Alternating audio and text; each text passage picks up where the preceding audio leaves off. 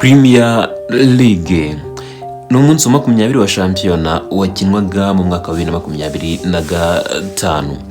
Match zatangiye yabanje ni Tottenham Hotspur ndetse na Newcastle, irangira ku bitego bibiri bya Newcastle kuri kimwe cya Tottenham. Dominic Solanke wafunguye amazamu ku munota wa 4.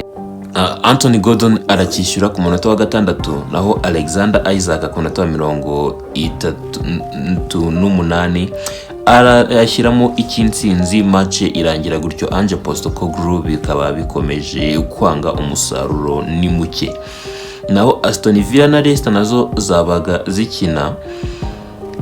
Uwitwa Bakely ku munota wa 58, Mavididi kwa 63 arakishyura, Byari kwa 76 ashyiramo ikinsinzi. Match irangira iryo Ruud van Nistelrooy akomeje kubura insinzi.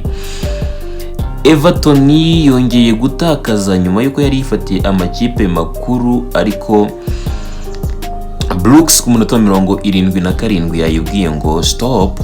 Bournemouth itsinda igitego kimwe ku busa.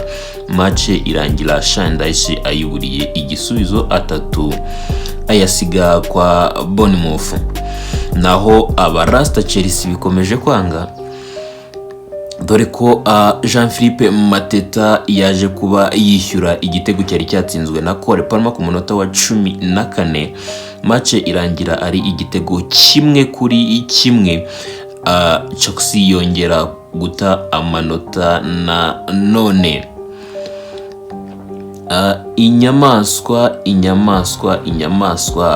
Manchester City yagarutse mu bintu byayo, dore ko yatsinze ibitego 4 byose kuri kimwe cya West Ham United. Nyuma yo kubona intsinzi mu mukino wari wabanje, uwitwa Savinho abigizemo uruhare runini, yateye umupira uwitwa Kufari arawudeflectinga ujya mu izamu, igitego cya mbere kiba kigiyemo.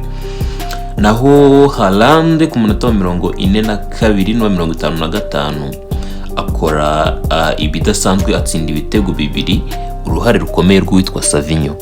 Naho Phil Foden ku 58 ashyiramo igitego. Frukrugu abona ikimpozamarira ku munota wa 71. Naho Brentford yanyagiye Soton itayibabariye ibitego 5 byose ku busa. Uwitwa Shade ku munota wa 60, Brian Mbeumo ibitego 262 na penalty yateye kwa 69. Naho Lewis Potter ku munota wa 90 n'inyongera, n'uwitwa Yohani Wissa nawe ku munota wa 94 n'inyongera asoza game. Arsenal ishobora kuba itazi ibyirimo, dore ko yaje kuba itakaza uyu mukino hano rwose. Kuri American Express inganya na ekipe ya Brighton. Uwitwa Ethan Nwaneri aba umukinnyi wa kabiri muri Arsenal utsinze ibitego biri hejuru y'igitego kimwe ataruzuza imyaka 18, yaje kuba ayibonera igitego ku munota wa 16. Naho Joao Pedro kuri penalty ku munota wa 61 abonera igitego ekipe ya Brighton. Match z'umunsi wo kuwa 6 tariki 4 nuko zaje kuba zirangira. Kugeza ubu rero table Liverpool iracyayoboye. Arsenal yagize amanota 40, Liverpool itarakina ifite 45. Niramuka itsinze United irahita igira 48, hasigare mu kinyuranyo cy'umutego cy'amanota 8. Bivuze ngo abafana ba Arsenal bose bari inyuma ya United barebe ko Ruben Amorim n'abasore bahari ikintu bakora.